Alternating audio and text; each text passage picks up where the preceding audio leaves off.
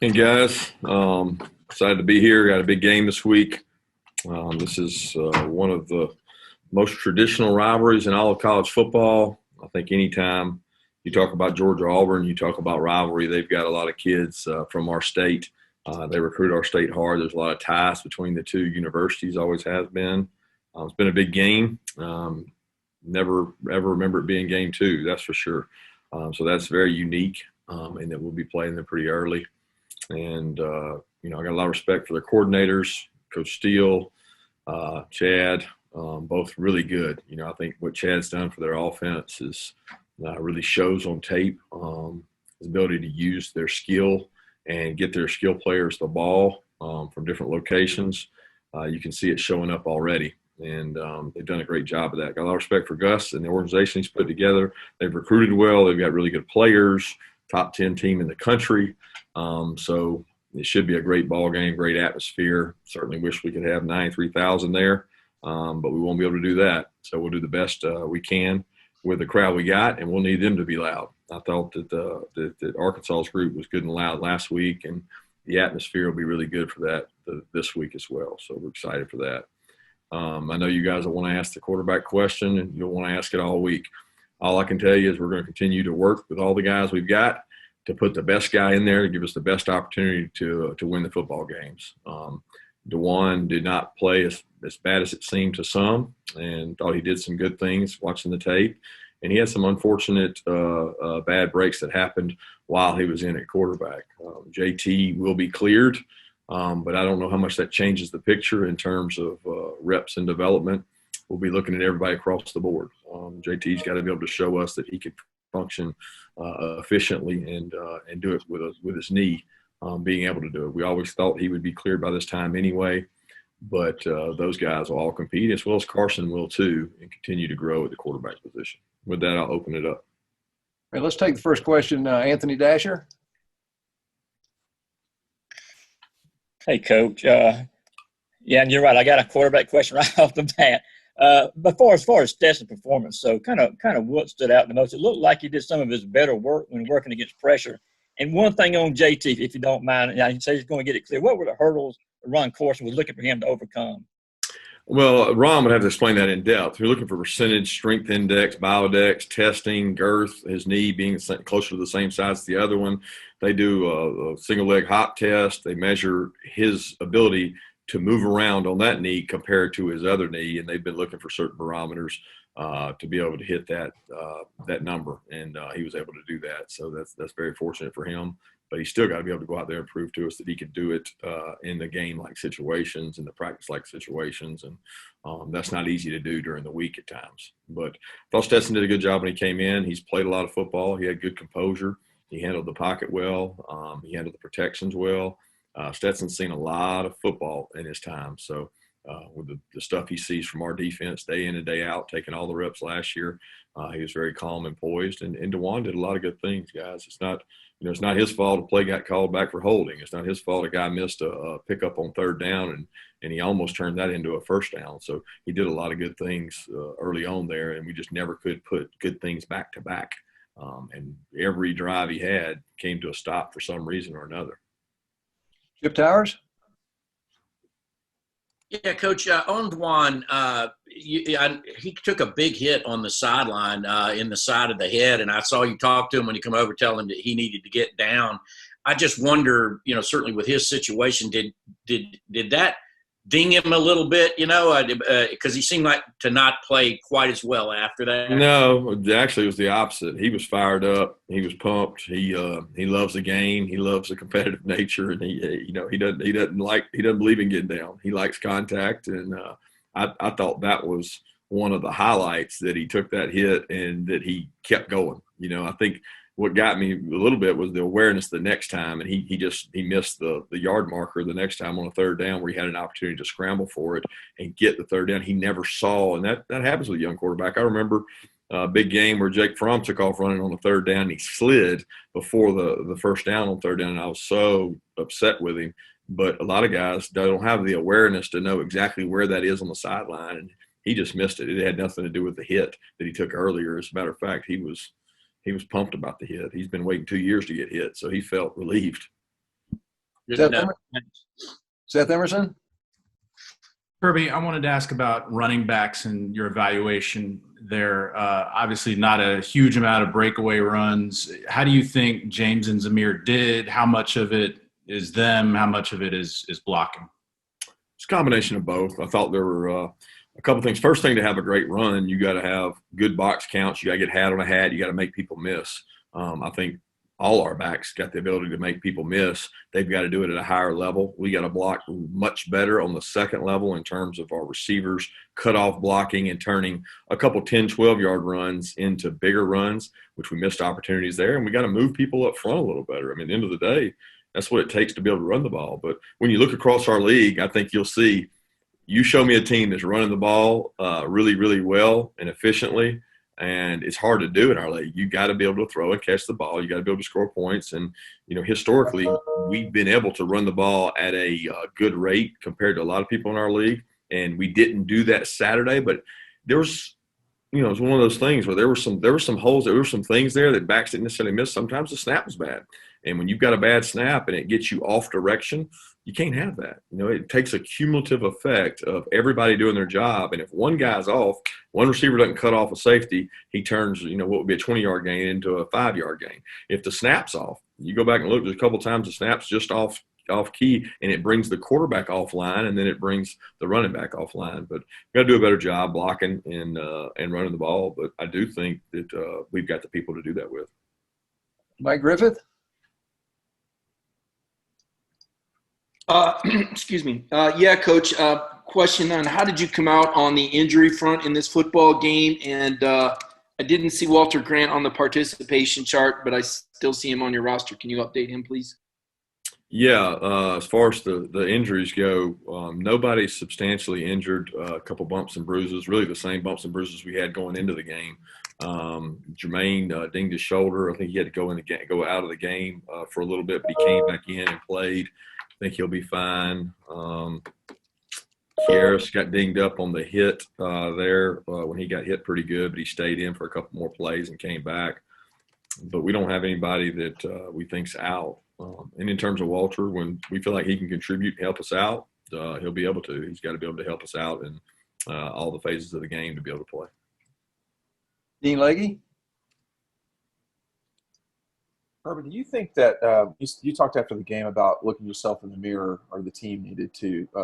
Have you changed expectations around here so that a 27-point win doesn't seem like a 27-point win sometimes?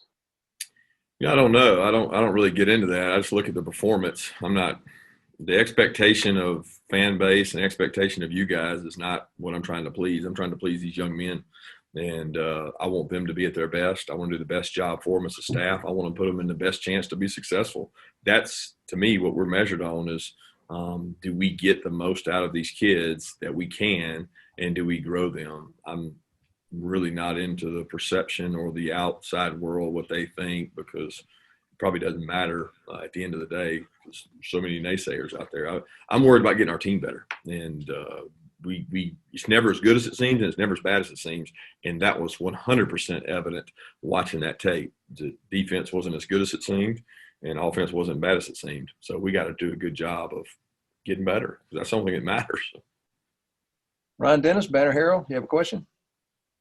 Yeah, I froze up for a second there. Sorry. Kirby, you mentioned the game being earlier than normal. I'm sure that's a lot to do with the odd year, but the game was going to be moved from November to October in the first place. So I guess my question is, how different will it be playing this early? And were you supportive of that original move earlier in the season, not given the COVID factor? Yeah, I mean, my support or disgruntled, it doesn't matter. It is what it is. I don't really care when we play, who we play. It's who we play that I care about. And we got Auburn this week, so I'm excited because I think they got a really good football team. And, 3 months ago, we didn't know if we were even going to have this game. So I'm certainly excited that we are, and our kids get an opportunity to play in an electric environment. Paul Newberry, you have a question? Hey, Kirby, how you doing? Good. Back to the quarterbacks. Does it do you worry at all, or would you like to kind of? I assume you want to get that sort of nailed down. You don't want to go through the whole season, as you say, where that's an issue. How important is it to kind of lock that down of who the quarterback is for the season? Well, it's a lot more important how we play around him and how we support him, because whoever is able to do that the best and get the most out of the people around them is probably going to be the guy that moves the ball and produces. And at the end of the day, that's what we want to do. If that's one guy, if that's two guys, we're not putting ourselves in a pigeonhole and saying we can only have one quarterback. We've got to develop all our quarterbacks. So I know y'all are looking at it in terms of Auburn right now, who's going to play, what's the quarterback, where we're trying to look at our entire roster and say, okay, how are we going to be the best we can be in week 2, 3, 4, 5, 6 down the line? Because there's some guys on our team that are going to be better down the line than maybe the guy in front of them, but the only way they're going to get there is through playing. So there's a big part of making that decision that goes into that. And I'm not going to sit here and say we can't play multiple guys or it's got to be one guy. I certainly think it's easier when it's one guy in terms of the continuity with your team and things like that. But we've got to do what gives us the best chance to win, and that's what we're going to continue to do as coaches. Jed May, you have a question? Hi, Kirby. Yeah. You mentioned the quarterbacks and sort of juggling the reps throughout this game week. How, I guess, more difficult does that make things when you're sort of evaluating them throughout the game week as opposed to, the preseason when you don't have another opponent to prepare for? Yeah, I didn't say we would juggle the game reps. I'm not ready to say that we're going to do that. We're going to get the guys prepared. We think gives us the best chance to win. There's a lot of reps out there when you have 1s, 2s, and 3s, and you're able to get a lot of work. So we're going to get work, but we're not going to have a juggling and doing it. You don't have enough reps to put 4 different guys in there with the 1s and get them reps. The reps they get in development-wise will come sometimes with the 2s and 3s. Zach Klein, you have a question? Yeah, Bo Nix, coach, has the second longest active streak in the country behind Trevor without throwing a pick. Is that a product of a lot of dink and dunks, or you see him the ability to kind of sling it all over the field? No, he's got a vertical passing game now. He's got a great arm. He makes really good decisions. I mean, I think the not the dink and dunk, it's the decision making he has that gives him the opportunity to not throw picks. Smart quarterbacks avoid picks because they don't throw into situations that are adverse. And he's got a really good set of receivers. When you talk about experience in an SEC with the guys they've got at wideout, I mean, those guys seem like they've been playing there forever. Seth's one of the best there is. Eli Stowe's been there forever, and we know how fast Schwartz is. They've got a lot of good wideouts in terms of their skill set on offense. So he's got guys to protect him around it. And, he's a coach's son that's been around the game his whole life. He knows good decisions, and he's a really good athlete. People don't understand how good a runner he actually is. Jake Rowe? Yeah, Kirby, I wanted to ask you about the center situation. We saw Warren Erickson kind of rotate in there in some meaningful minutes, and you don't normally see a lot of rotation at center. What was kind of the thinking behind that, and did it have something to do with maybe Trey's snapping issues, having kind of a couple bad ones in the last 2 games? Yeah, it's the offensive line is not a limelight position, but everybody writes a story about DeJuan and Stetson. They don't talk about the O-line very often, but that's been going on all camp. That's not something that we haven't done. We think Trey gives us a lot of flexibility at guard. We think Warren gives us flexibility at center and the ability to play guard, which he did in the bowl game. He provides Trey some conditioning relief when you're in a COVID year and you're not quite as in good a shape as you normally are. And Trey, we think, plays a really good guard. In a lot of ways, Trey can play guard and create more power than Warren can in terms of strength and weight and body weight.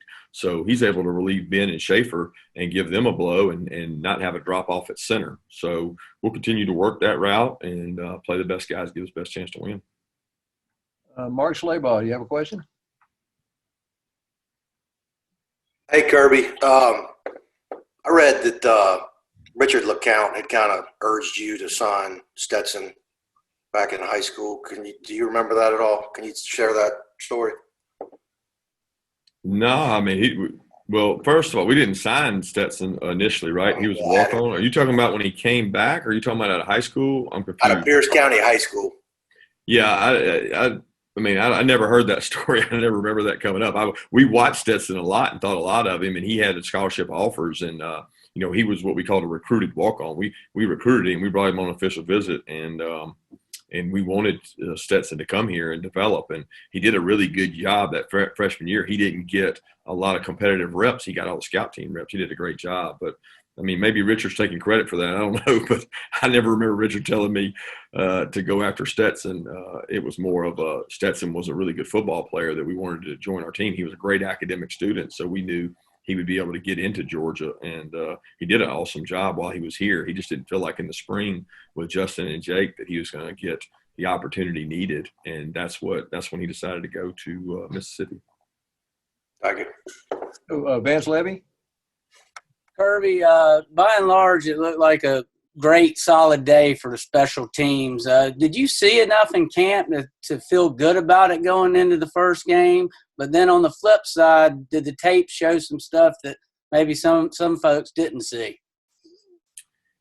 Yeah, I'll be honest with you. I wasn't exactly ecstatic about the special teams. I thought that we missed some opportunities there. We left some things out there that were there.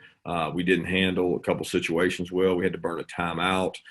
So I was not pleased with that. Now, statistically, you can look at it and say, well, you're crazy because you did this. I mean, we've got an experienced punter who punted the ball well and some really competitive gunners that we worked all offseason on being a better pin the team inside the 10, and those reps showed.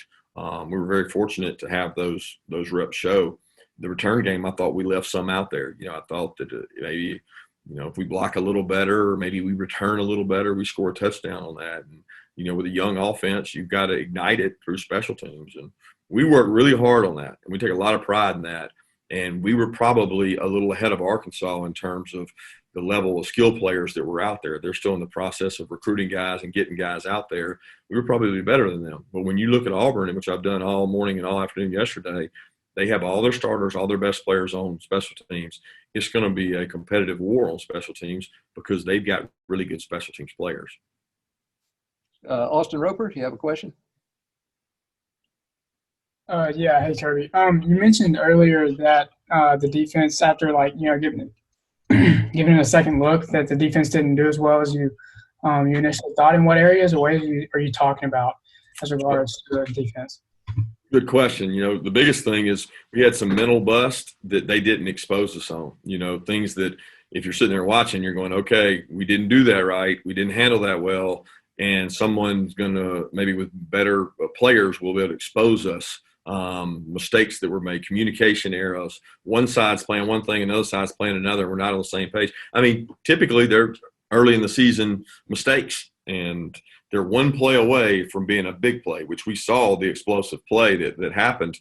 Certainly could have been more of those if guys aren't on the same page. And it's easy to highlight that. And the great thing about this defense is they'll listen to you because we tell them. We tell them honestly. We say, hey, this guy's a really good player. This guy's not a good player. When you're honest with players and you go in and tell them, hey, this is not right and this is right. This is doing it wrong and this is doing it right. They listen to you. And, I know a lot of people think because of the pick six and the safety that all was great. There was a lot missed there and a lot of opportunities where we ended up one-on-one that if one guy breaks a tackle, it's a touchdown. And we need two people there. We need three people there. Jay Black, you have a question?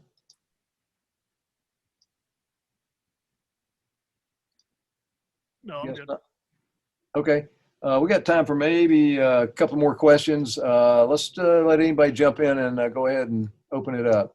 Hey, Kirby, this is Connor Riley here. With George Pickens, what did you make of his first game? And with the history he has with Auburn, do you go about coaching him up any differently this week? No, I think we went through that last year. I mean, George is a competitive by nature. He's a fiery spirit guy. He's got to play with composure. We talk about that with all our players, not just George. It's got to be the same this week. It can't just mean more because it's Auburn. It has to mean more because it's the next game. And thought he played well in the game. He knows what he's got to work on and continue to get better at. We point that out to him each day. Last question. Hey, Kirby, Paul Collins here. What's the status of Trey McKitty headed into the game and your evaluation on the tight ends from this past week? I thought Darnell did a good job for having the first game jitters. He handled his assignments well. He's got to continue to condition and get in better shape, be more physical presence in the blocking game. But he's a kid that's coming along really well. As far as Trey, I'll be able to tell you a lot more after today's practice. I can't say right now because we haven't seen him yet. Thanks, everybody.